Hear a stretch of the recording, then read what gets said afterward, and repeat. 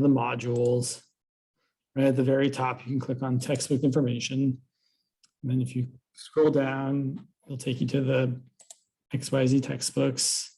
And then this will take you to, you should have access to this if you signed up for, I forget what the, I don't remember what it's called. The book thing where you have all the, like, whatever that's called.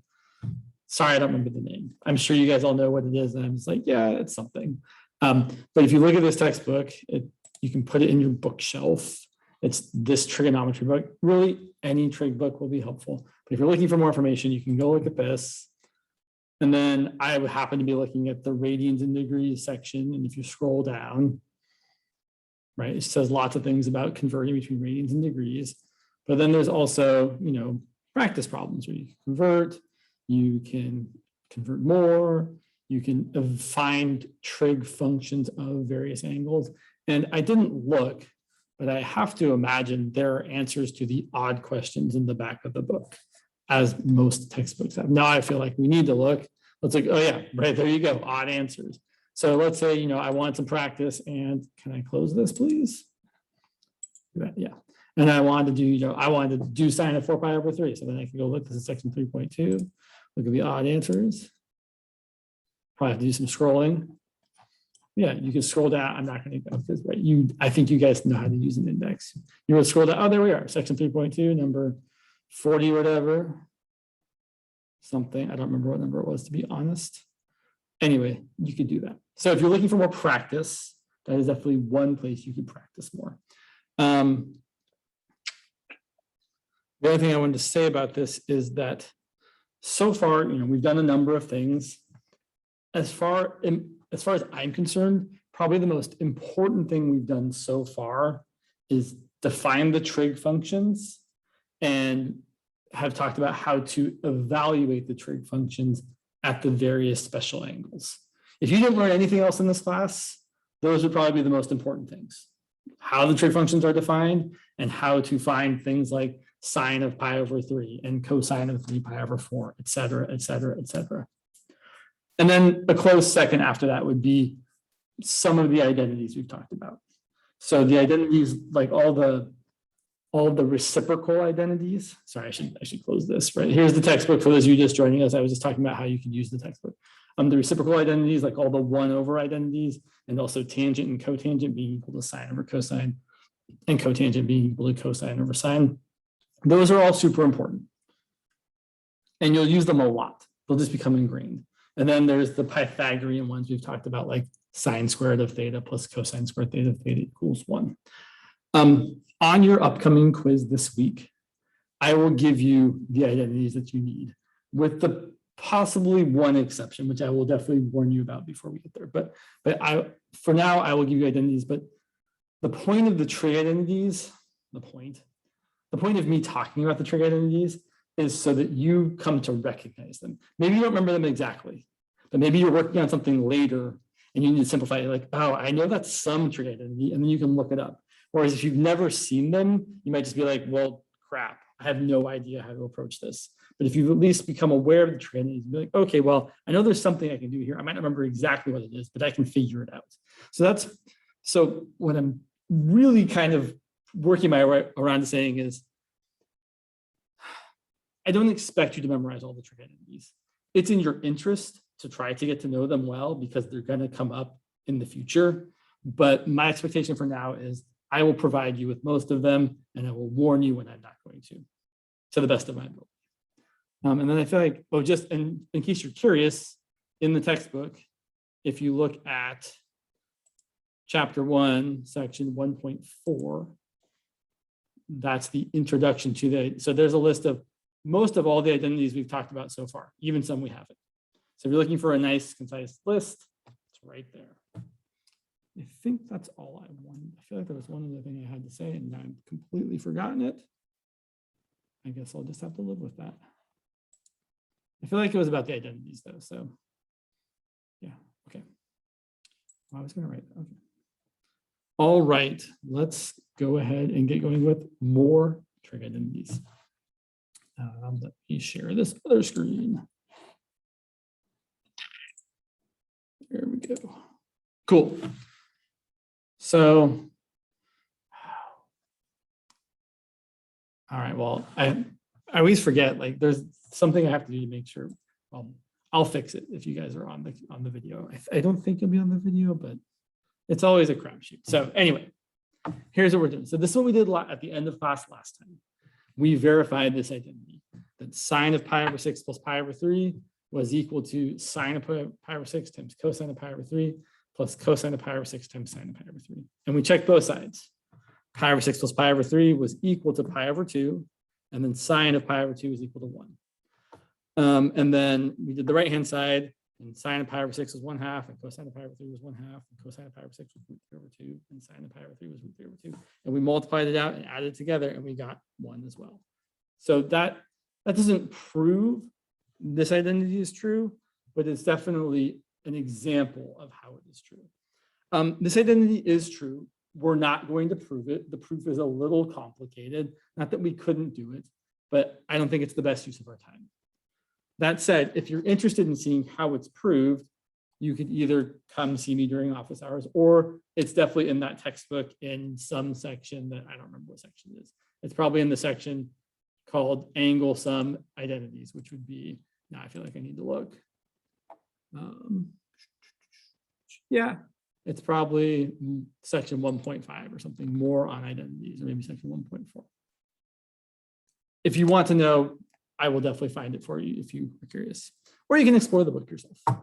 So now we're going to talk about more identities like this. And let's actually do one more example before we get into the real nuts and bolts of it. So let's go ahead and check out something similar, but slightly different. I want to look at sine of pi over 3 minus pi over 6. And I want to verify. Sorry, I should close this so I can make sure you're seeing what I'm seeing. Yes, I want to verify that this is equal to sine of pi over 3 times sine of pi over 6. Ooh, oh no, that's terrible, James. Don't say that. Oh no. It's really sine of pi over 3 times cosine of pi over 6 minus cosine of pi over 3 times sine of pi over 6. Now I should point out, most of this is the same as what we did before. Right? If you look back at this previous example, all of these values here are the same as these values here. So we could kind of cheat a little bit and be like, okay, well, this is going to be 1/2 times 1/2. And this is going to be minus root 3 over 2 times root 3 over 2. So we know that the right-hand side is equal to 1/4 minus 3/4, which is negative 2/4, which is negative 1/2. So let's figure out the left-hand side. So the left-hand side is sine of pi over 3 minus pi over 6. Now it's really important when you have sine of something more complicated, you want to simplify the insides before you really do anything else. That's going to be sine of 2 pi over 6 minus pi over 6, which is sine of 1 pi over 6. Oh, sorry. Oops, I made a.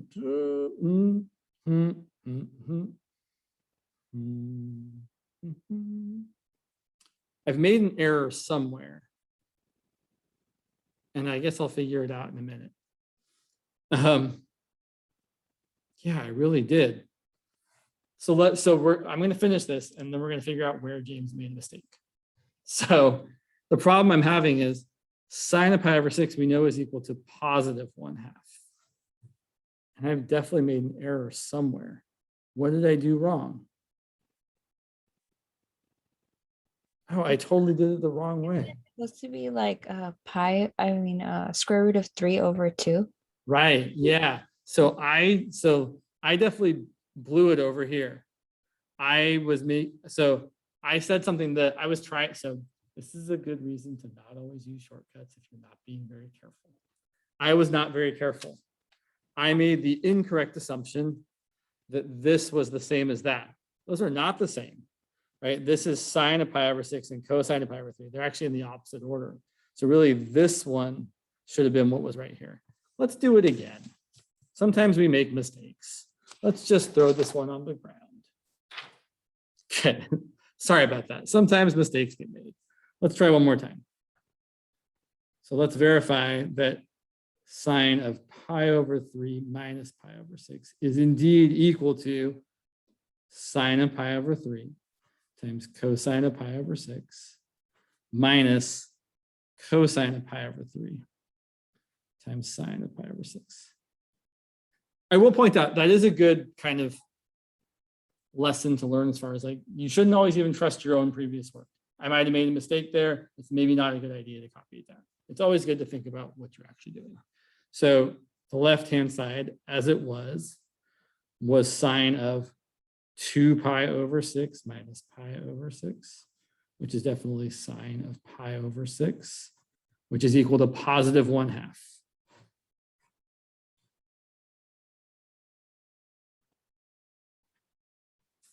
And the right-hand side,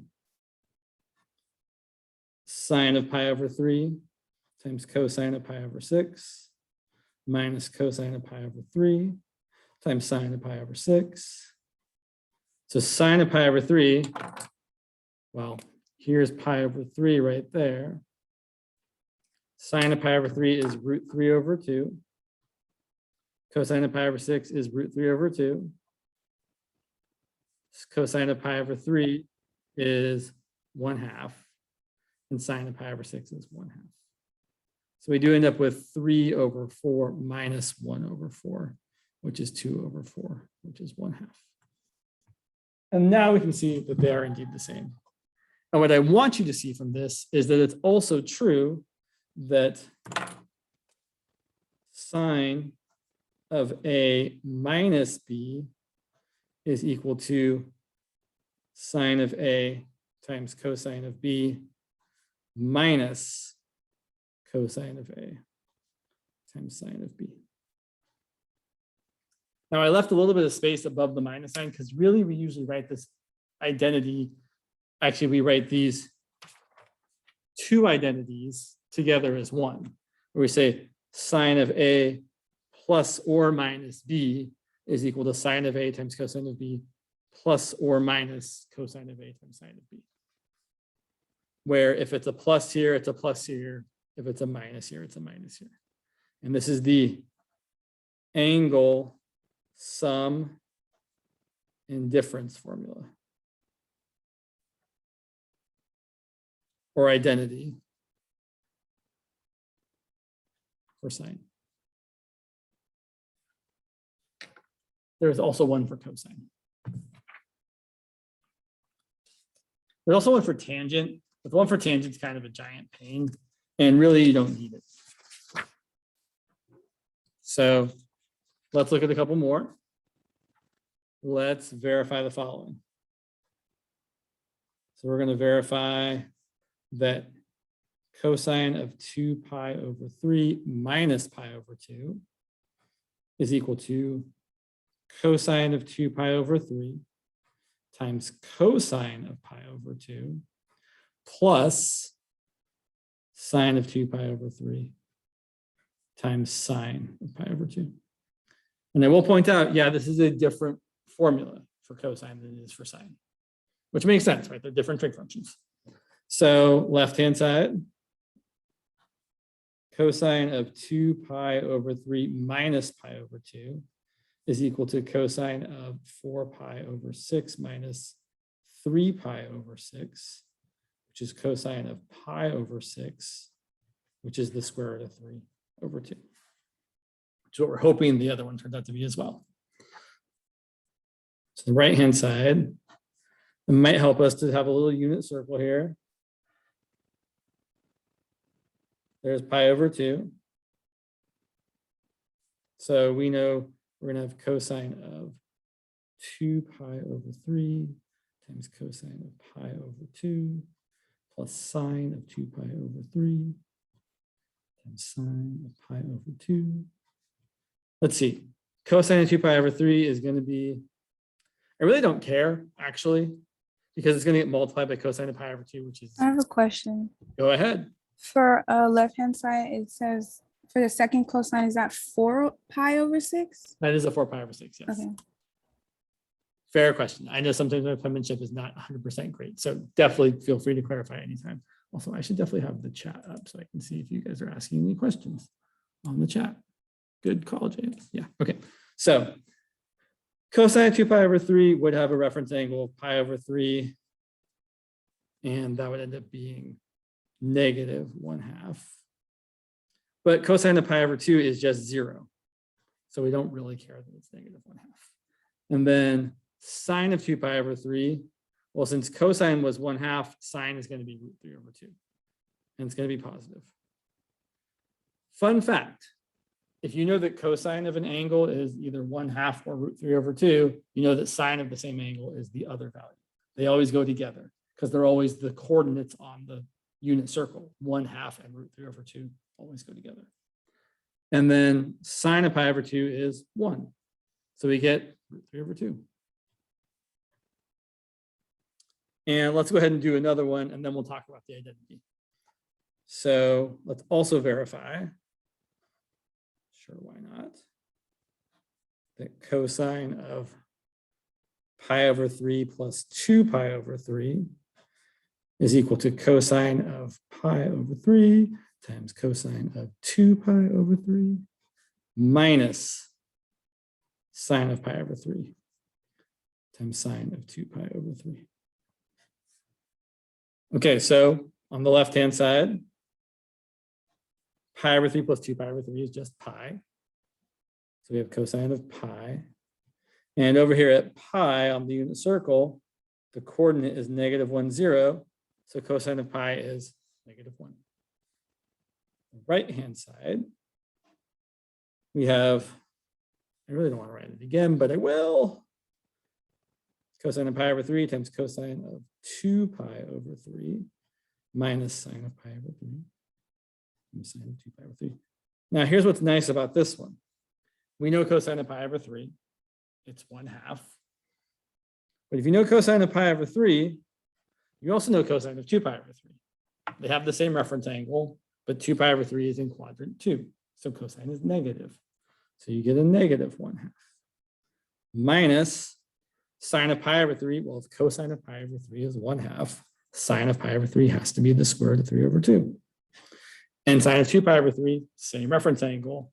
In quadrant 2, sine is positive. So sine of 2 pi over 3 is also the square root of 3/2.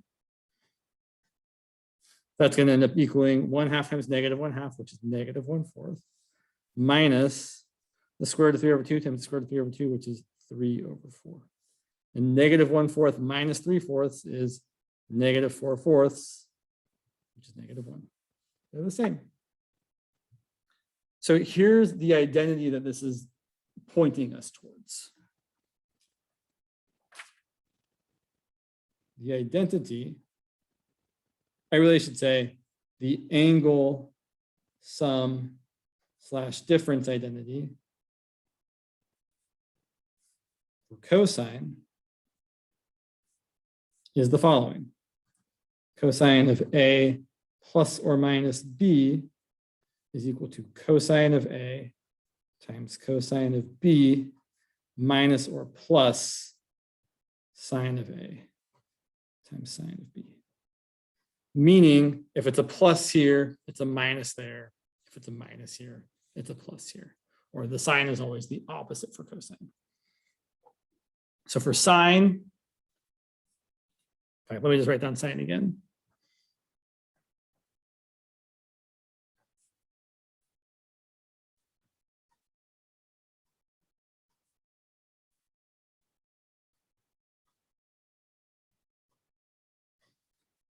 So for cosine, the sign changes. For sine, the sign stays the same. That's how I remember it. What else do I want to say about that before we get into it here? No, I don't think so. Yeah, water. So take a sip of water.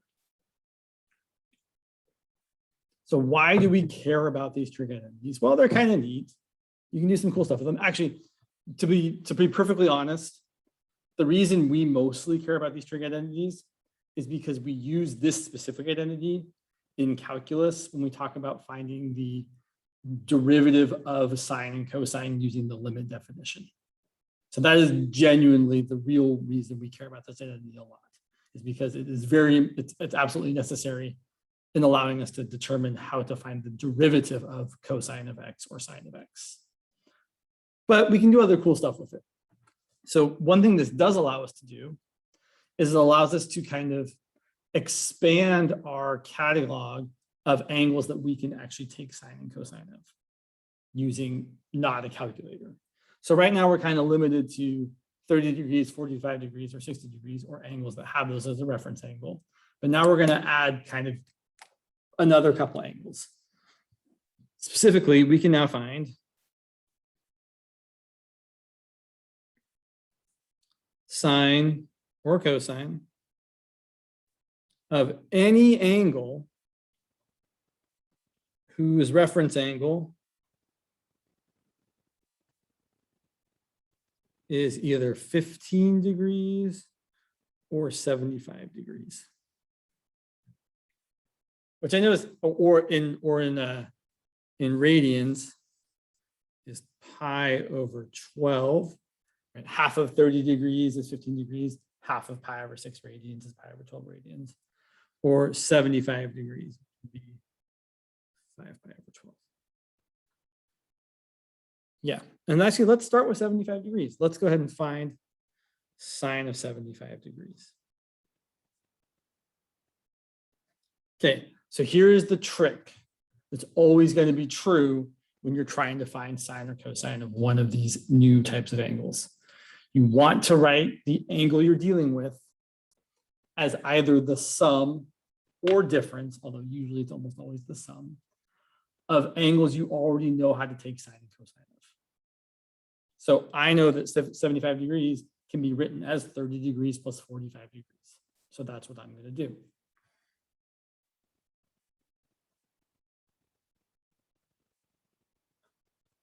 And then I'm going to use this identity, that sine of A plus B is sine of A times cosine of B plus cosine of A times sine of B. So here, 30 degrees is acting like the A, and 45 degrees is acting like the B. This is going to equal sine of 30 degrees times cosine of 45 degrees plus cosine of 30 degrees times sine of 45 degrees. And then we're just going to fill in the rest that we know. We know that sine of 30 degrees is 1/2. We know that cosine of 45 degrees is the square root of 2 over 2. Plus cosine of 30 degrees is the square root of 3 over 2. And sine of 45 degrees is the square root of 2 over 2. Now, while this is a fine answer, we can and should simplify it a little bit, because if we do that, we will see kind of that every answer for a question like this ends up looking pretty much the same with a couple small differences. So here's what I've got. 1 over 2 times the square root of 2 over 2 is 1 times the square root of 2, which is the square root of 2, over 2 times 2. And the square root of 3 times the square root of 2 is the square root of 6 over 2 times 2, which is 4. And then since they have a common denominator, we can put them together and write this as the square root of 2 plus the square root of 6, all divided by 4. And that's as far as we can go. You can't really simplify this meaningfully further. I will also mention every cosine or sine of an angle that's like 15 degrees or 75 degrees or 165 degrees or 5 pi over 12 or anything that has either of these as a reference angle is always going to look like positive or negative root 2 plus or minus root 6 all over 4. So the only thing that might be different is maybe it'll be negative root 2 plus root 6 over 4. Or maybe it'll be negative root 2 minus root 6 over 4. Or maybe it'll be positive root 2 minus root, right? Those are the only options, is something plus or minus root 2, something plus or minus root 6, all over 4.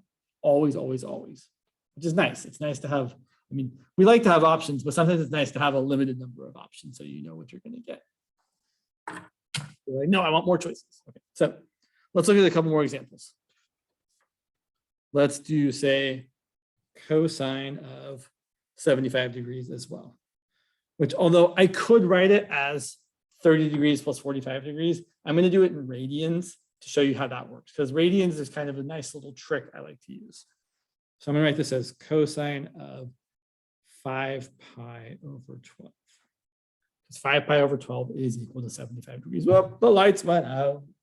Gotta walk around and make lights go on. Okay, so here's the trick for when it's radians, and specifically it's some multiple of pi over 12. You want, unless it's subtraction. If you're doing addition, which it usually will be, you want to find two things that add up to 5 pi over 12 that both reduce to fractions with smaller denominators.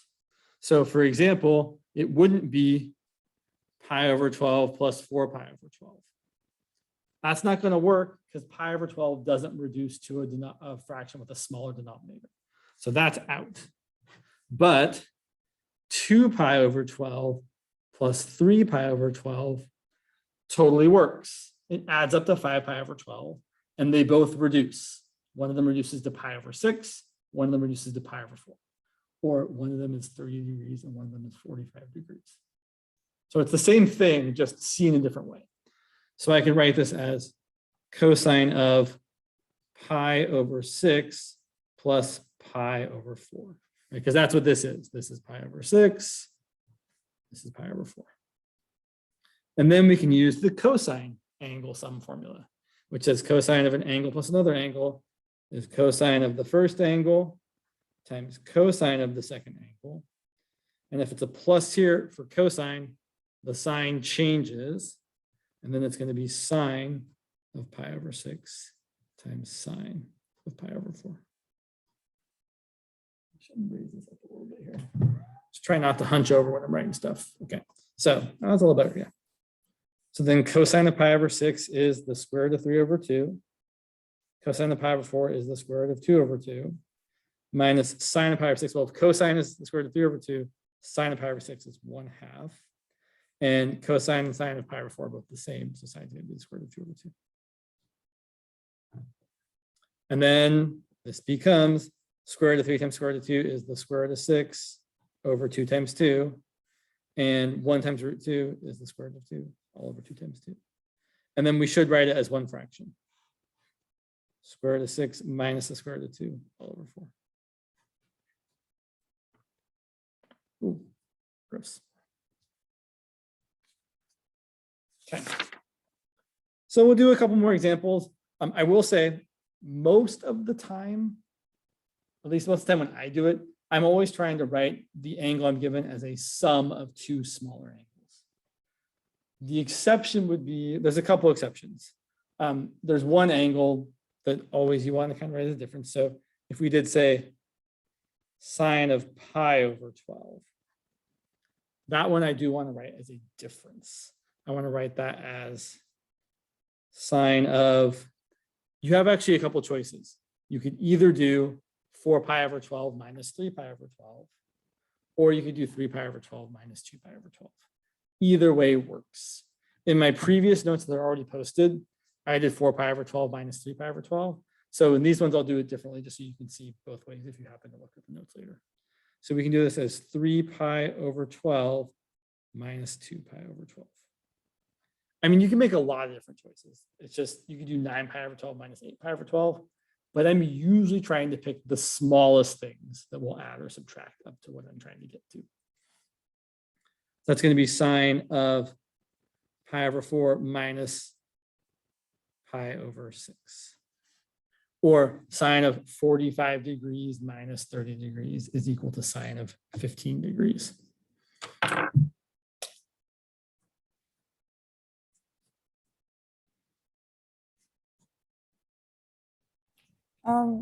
So if it says like sine of 15 degrees equals sine of 60 minus 45 degrees, do we still have to prove it? Even though No. You don't have to prove it. But so right. So the thing is, we're not doing any verifying here because we don't have any other way of figuring out what sine of 15 degrees is other than by writing it as sine of a difference of two angles. So yeah, there's no proving it. We're using the formula to help us find out what the value actually is. It's an excellent question though. So doing this, I'm going to use the formula. Sine of A minus B is sine of A times cosine of B minus cosine of A times sine of B. I will definitely give you this formula on the quiz this week, but it is something that you will practice. So let's see. Sine of pi over 4 is the square root of 2 over 2. Cosine of pi over 6 is the square root of 3 over 2. Cosine of pi over 4 is the square root of 2 over 2. And sine of pi over 6 is 1/2. So we end up getting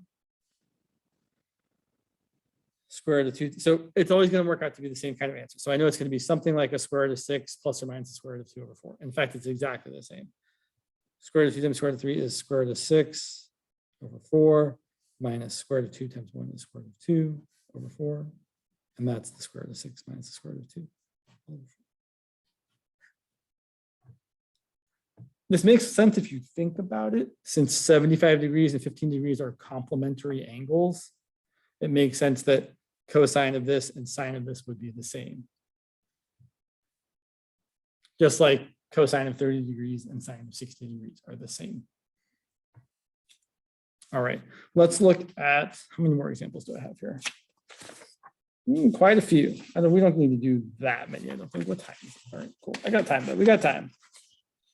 Yeah, I do have, there's a lot of examples. There's a lot of examples of doing the same thing over and over again. So the rest of the class is a lot of this, and then one more example that's something else. So we'll do a few more, try and break it down, but it's kind of the deal. I want to do that, sure. Another example of when you might need to use subtraction is if you had like a negative angle. For example, let's say we had sine of negative 5 pi over 12. Well, then you could certainly find two negative angles that added up to that. Negative angles are fine. We haven't exactly talked about how to deal with them, but they're not a big deal. But you could totally write this as sine of 9 pi over, whoops, I'm doing it the wrong way. Sine of 4 pi over 12 minus 9 pi over 12. That would totally work. And then that's sine of pi over 3 minus 3 pi over 4. Again, both angles we know how to deal with. So that's going to equal sine of pi over 3. I meant to do cosine. Oh, well, such as, that's interesting.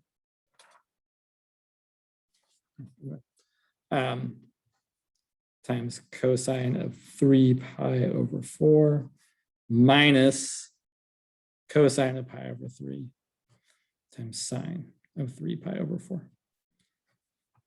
All right, sine of pi over, so as you can see with these problems, there's a lot of evaluating the trig functions at the special angles. That's one of the reasons, not the only reason, but one of the reasons why it's really important to be well practiced at that, so that you can be like, okay, I'm not going to spend forever trying to do these problems. Sine of pi over 3 is the square root of 3 over 2. And before I say anything else, if I know sine of pi over 3 is the square root of 3 over 2, I know that cosine of pi over 3 is 1/2, right? Those always go together. And then 3 pi over 4, the reference angle is pi over 4. We know the value of cosine of sine is root 2 over 2, except it might be negative. And in quadrant 2, cosine is negative, sine is positive. But they're both still root 2 over 2s. So then I'm going to get root 3 times root 2, so root 6, but it's negative root 6 over 4 minus root 2 over 4. Okay, one special note about writing this one in particular, when they're both negative.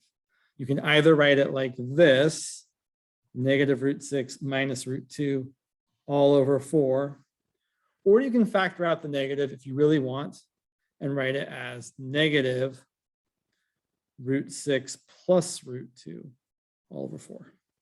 What you have to be careful about is if you write it like this, you can't accidentally put the negative in front of the fraction. So if you write it like this accidentally, it's actually wrong. Because this would mean you have to distribute the negative sign, and it would be negative root 6 plus root 2, which is not what we have. So be careful. If they're both negative, both negatives need to go in the top part in the numerator of the fraction, or you can factor it out if you want. Just be careful. Yeah. So let's look at some bigger angles. Like, let's look at cosine of 13 pi over 12. Again, I'm doing the same thing every time. I'm trying to find a way to add it to 13 pi over 12 that, what's the word I'm looking for? That reduces. Typically, I start small. So obviously you can't ever pick pi over 12 because pi over 12 never reduces. But I'm just going to start with 2 pi over 12 and 11 pi over 12. Okay, 11 over 12 doesn't reduce. Then I'm going to try 3 pi over 12 plus 10 pi over 12. Oh, that reduces. So one option would be 3 pi over 12 plus 10 pi over 12. Another option would be 4 pi over 12 plus 9 pi over 12. And I think that's it. 5 plus 8, those both don't reduce, and 6 plus 7, one of those doesn't reduce. So almost always you'll have at least two options. And you kind of have to decide. My preference always is to let the one that's going to be the pi over 4 be the one that's kind of the bigger one, or the one that needs a referencing. So my choice would always be to pick this one, because this is pi over 3, which I definitely know how to deal with easily. And this is 3 pi over 4. Whereas this one would be pi over 4 and 5 pi over 6. And 5 pi over 6, to me, it's a little easier to deal with 3 pi over 4, where I know sine and cosine both have the same value, except maybe one of them is negative, versus 5 pi over 6, where I have to think about the 30-degree angle and like what quadrant is it. That one just seems, I mean, either one's fine. I just find this version to be slightly easier to attack. So I'm going to say this is cosine of pi over 3 plus 3 pi over 4. And then I'm going to apply the formula. So the cosine formula is cosine, cosine, sine, sine, and the sign changes. So it's cosine of pi over 3 times cosine of 3 pi over 4 minus sine of pi over 3 times sine of pi over 4. Sorry, sine of 3 pi over 4. And that's going to equal, let's see, cosine of pi over 3 is 1/2. Cosine of 3 pi over 4 is a root 2 over 2, but it's negative because it's in quadrant 2.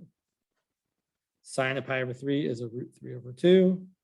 Sine of 3 pi over 4 is also a root 2 over 2, and it's positive since we're in quadrant 2. So that's going to be negative root 2 over 4 minus root 6 over 4, which I'm going to write as negative root 2 minus root 6 all over 4.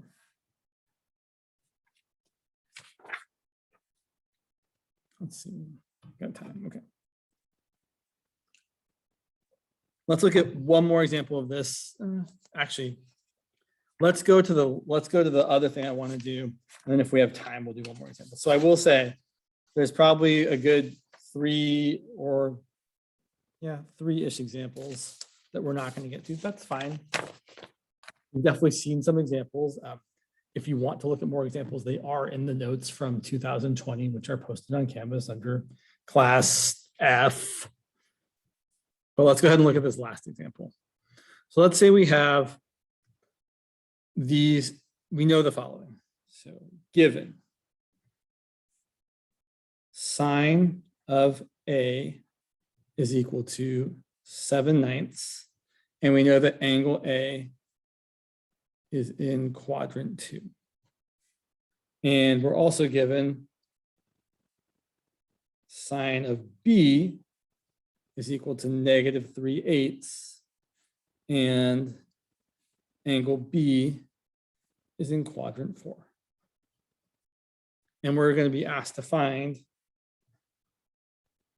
sine of a plus b. Well, right away, we know we should write down the formula for sine of a plus b. So sine of a plus b is going to equal sine of a times cosine of b minus cosine of a times sine of b. And we've already got some of the information we need. We know that sine of a is 7/9. We don't know cosine of b yet. We don't know cosine of a either, but we do know sine of b is -3/8. So all we have to do is figure out what cosine of b and cosine of a are. And we're going to use our usual Pythagorean theorem method, where find the sine of a is 7/9.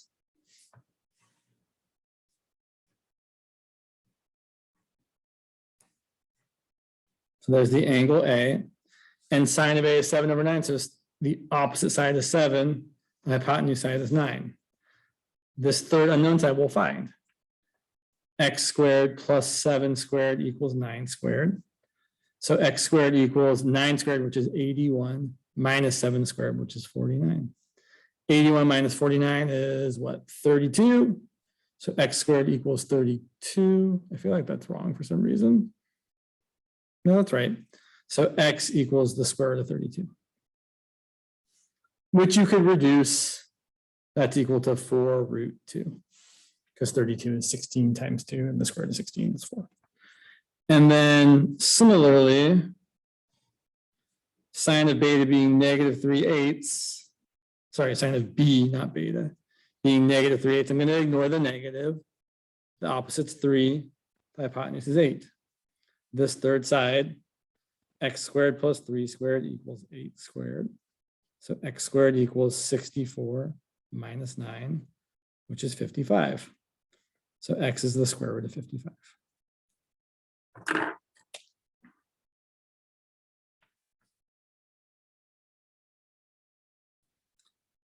So now we also know that angle A is in quadrant 2, which means cosine is negative.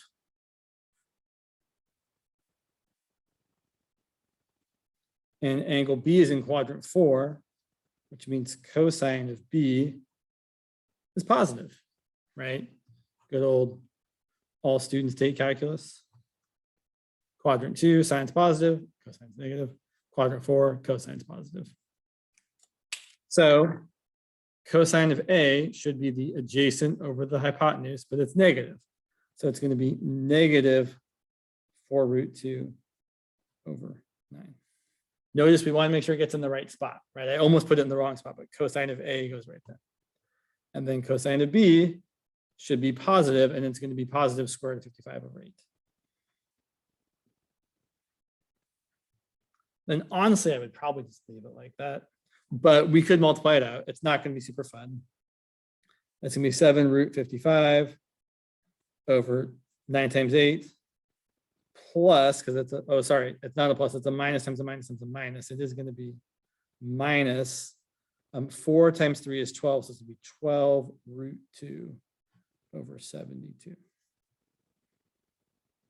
And then we can write that as one fraction. 7√55 minus 12√2 all over 72. It's kind of gross. We could and we should also find cosine. Finding cosine now is relatively easy because we've done all the work, really. Cosine of A plus B is equal to cosine of A times cosine of B minus sine of A times sine of B, which is equal to, let's see, cosine of A is, where'd it go? I didn't write it down. Oh, I guess I did. So cosine of A is negative 4√2 over 9. And cosine of B is √55 over 8. Sine of A is 7 over 9. Sine of B is negative 3 over 8. And we can simplify this as well. So when you multiply square roots together, you can multiply the insides together. So 4√2 times √55 you can multiply the 2 times 55 and get the square root of 110. So it's going to be -4 times the square root of 110. -7 times -3 is +21, all over 72. Okay, here's an interesting question. What quadrant is the angle A plus B in? Well, it's not super easy to know.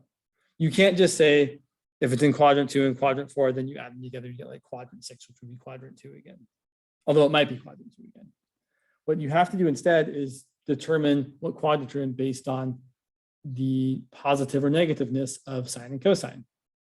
So now I know these numbers are not particularly nice, but it is true that this number here is negative. So he thinks. I might have to plug that into a calculator. I don't think it, you know what, now that I think about it some more, I think it's actually positive. I apologize. Here's what I would say. Square root of 55 is bigger than the square root of 49, which is 7. So this is bigger than 7 times 7, which is 49. And the square root of 2 is certainly less than 2. So this is smaller than 12 times 2, which is 24. So this is 49. Yeah, that's definitely positive. Sorry about that. That is for sure positive. This one, on the other hand, is definitely negative because the square root of 110 is about 10. So you get -40 plus 21 is definitely negative. But if you weren't sure, you could totally use a calculator to determine whether the thing was positive or negative. But based on the fact that sine is positive and cosine is negative, what quadrant does this angle A plus B have to be in if sine is positive and cosine is negative? I know you all know, you might not want to say the words, but it has to be in quadrant 2, where sine is positive and not everything is positive. Yeah. So I feel like I should not be wasteful of my time. I should use my last couple minutes. So let's do one more example of something fun, like, yeah, let's do that. Let's do cosine of 19 pi over 12.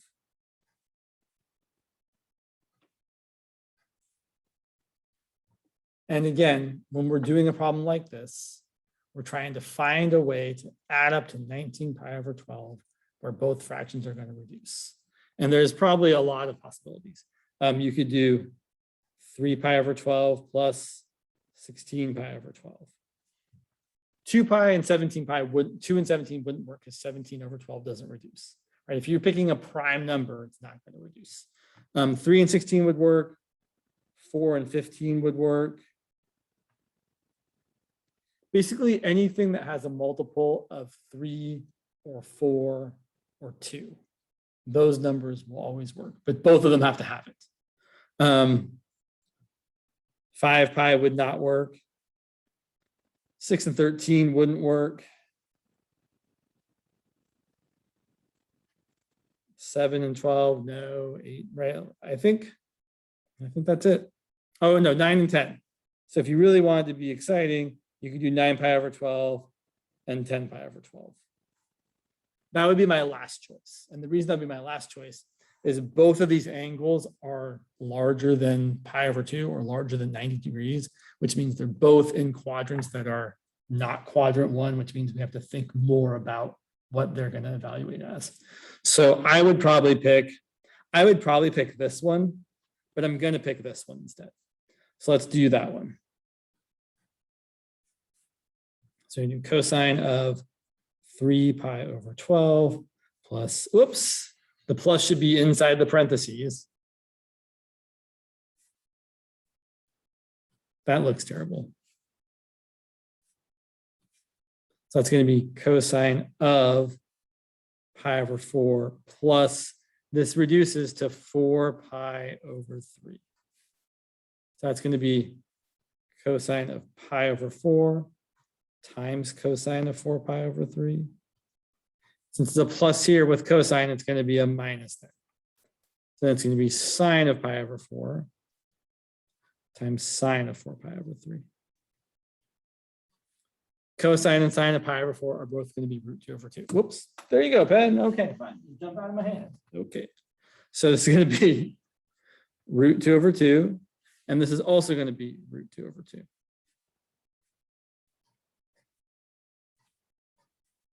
And then 4 pi over 3 is in quadrant 3.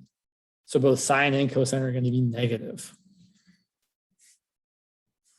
Let's see, the reference angle is pi over 3. Pi over 3 is not the smallest angle. So this is the smallest angle. The opposite side is 1. Hypotenuse is 2. Other side is root 3. So cosine of 4 pi over 3 is going to be negative 1 over 2. And sine of 4 pi over 3 is going to be negative root 3 over 2. And then simplifying this, we get negative root 2 over 2, sorry, over 4, not 2.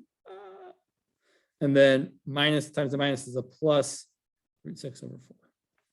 Now I will say, I would not leave this written as negative root 2 plus root 6 over 4. I would definitely, if there's one negative, one positive, I would always opt to write the positive one first. So instead of writing it as negative root 2 plus root 6 all over 4, I would encourage you to write it as the square root of 6 minus the square root of 2 all over 4. Either one is correct, but if you have a positive and a negative term, it's usually standard to write the positive term first. All right, I've obviously talked longer than I should have, but what's new? You guys know I'm going to do that. I try not to, but it can't help. I think that's it. Homework was turned in today. I will grade it faster than I graded the last assignment. And as usual, if you've got questions, come to office hours. I have office hours today from 3 to 4. You're welcome to come to them. Say hi, ask some questions, whatever. And also, I think Sarah said this before, but we all can help you with anything. So if you have questions about your math D class, not that Sarah isn't great, like Sarah's the best. You should totally go ask Sarah because Sarah's awesome. But Sarah is also a very busy person and has less office hours than I do. So if you are looking for help and Sarah is not available, or even if she is, you're really welcome to come and ask me math D questions as well. I know I would pick Sarah over me too because Sarah's great, but I'm also pretty good. So you can always come and ask me questions.